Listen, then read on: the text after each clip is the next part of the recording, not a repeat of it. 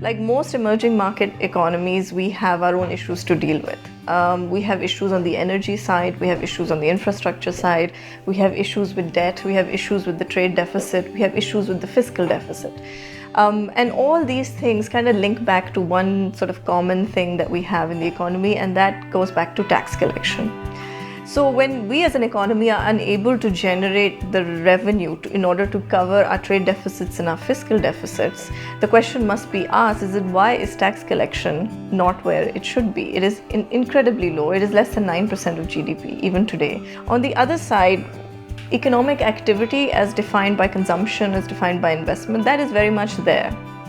So we have a fairly large undocumented economy, and we have a, I would say, slightly smaller economy on the documented side and on the undocumented side. This means that economic activity is happening, but at the same time, this is not entirely contributing to the country's exchequer, and hence goes back to the tax collection issue as well. So I would say it's a mixed bag. I won't say it's very negative. I think there's some very positive aspects to look at, but at the same time there are pressures, and we have to recognize those pressures, and if they have been dealt with appropriately, then they don't build up and then end up resulting in a hard landing for the economy at a later stage. In order to move to that 8% growth rate, which is where we want to be, we don't want to be at 4% or 5%. This is not sufficient to show as an economy of our size or as a population of our size. I think if we want to get to that 8%, one, the tax system needs to be far clearer.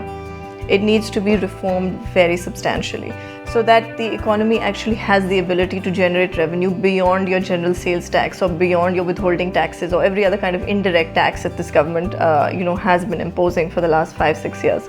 I think the second sort of element that we can bring into what we as Pakistanis can do a lot more of is invest in the country.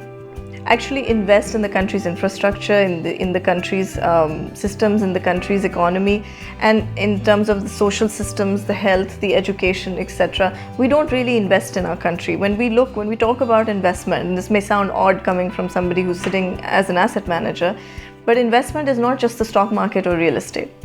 But here in Pakistan, that's exactly what it is. It's either the stock market or it's the real estate, because people see very quick gains there and they see very fast gains there.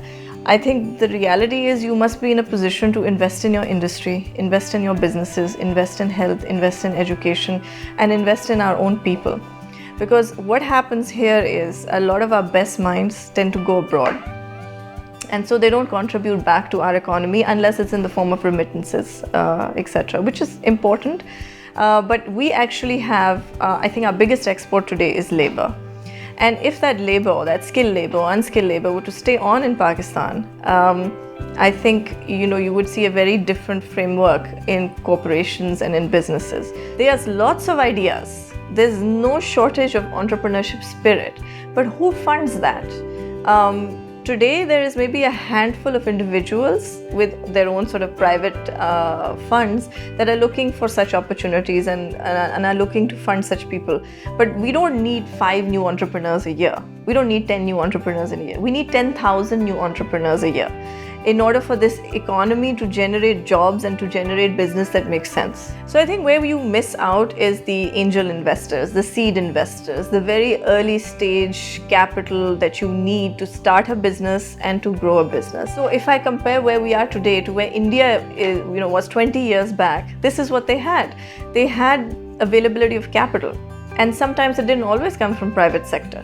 Today, if you look at India-sponsored VC funds, they're in excess of $10 billion, which is just state-sponsored VC funds. If you look at China, I would say there's easily $20 to $30 billion, which the government itself offers to entrepreneurs to build their businesses, right? So this is the gap. It's one thing to have, a very large family start up a new venture.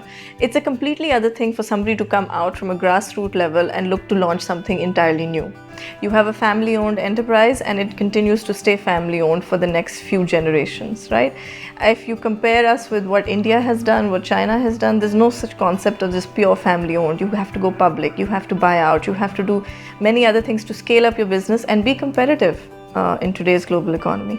As people come into the workforce and as they get married and as they have children, the constant spending needs just keep going up, right? You have to educate your children, your wife wants a new car or a new house. These needs don't stop, right? And it's in our culture, it's in our blood that we want to spend money. But where do you get that from, right? If you just work off your own income, you may not ever be able to meet all your needs. But if you take your income and you invest portions of it, I'm not saying all of it, but portions of it, into a combination of stocks and bonds, which is what they do everywhere else in the world, then chances are that your investment pot at the end of 3 years, at the end of 5 years, at the end of 10 years will be significantly higher. And that is proven fact, because mutual funds have actually been around for over 10-12 years now. So those who came in initially are certainly sitting a lot richer than they were back then. You can start with as little as 5,000 rupees, right? If you take that 5,000 rupees and you try and invest directly in the stock market, you can't do much. But you go put it in a stock market fund and automatically you get the benefit of a large investor at a fraction of the cost. So HR is a challenge, full stop, in Pakistan. Regardless of which industry you come from and where you work, it's a challenge, right? Like I said, our best brains tend to go abroad and stay abroad. So what we have found works here is that you cannot continue to incentivize people with just bonuses and money. They have to really want to work here. And they have to be motivated that this is an organization that they want to work for, this is a place where they want to make a difference, and they're motivated to do that. So the best way to retain employees is to give them a sense of ownership over the direction that your company is taking. If you're just going to pitch it as a 9-to-5 job, where you get your salary and you get your bonus at the end of the year and then you're done, you will put yourself at a disadvantage, because there's 100 other companies that can do the same thing. But if you pitch it based on corporate culture, and once you have people here, they will want to stay with you simply because they know they can make a difference. So that for me is probably the most challenging part of creating that culture, because it's not something that goes top down. It has to be in every department head. It has to be in every employee that we take on, whether they're at the lower level, mid-level or senior level. And that sense of ownership is something that has to be created and has to be engendered. So what I have found very successful is that we are a growing company, and I think when people realize how they have contributed to the growth and how they have contributed to put Alfalah Investments where it is today, that's where the sense of pride comes in, and that's where the feeling of ownership comes in. And I think then they become much more reluctant to move just because of a higher pay package elsewhere. Financial markets are far more advanced elsewhere. We are not even 1/10 of the way there, right? So when I compare what you can do abroad to what you can do here, yes, in terms of scope, Pakistan may be more limited, but I think you have the ability to be a massive change agent in Pakistan. And you may not have that ability to do that in a more developed economy, simply because a lot of change has already happened. But here you are in an emerging market where rules are still being made, where people are still trying to understand how things should be done.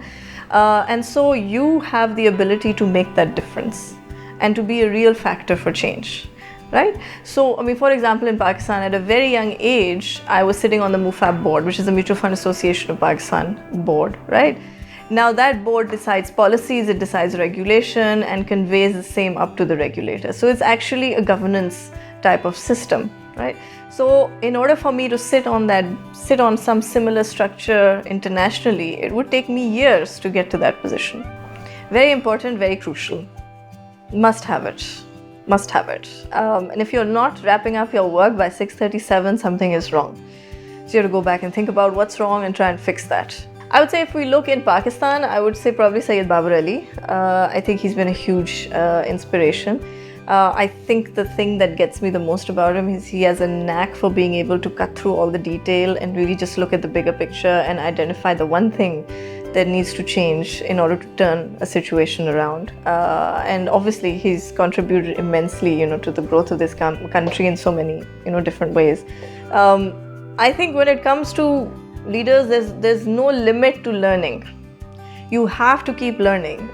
If you stop and you stagnate, the company stagnates, right? So you have to constantly think of new ideas and new things to do. And whether that comes through travel or reading or learning, that's your own call. But I think the day you stop learning, that's the danger point. If I wasn't an asset manager, I'd be a backpacker.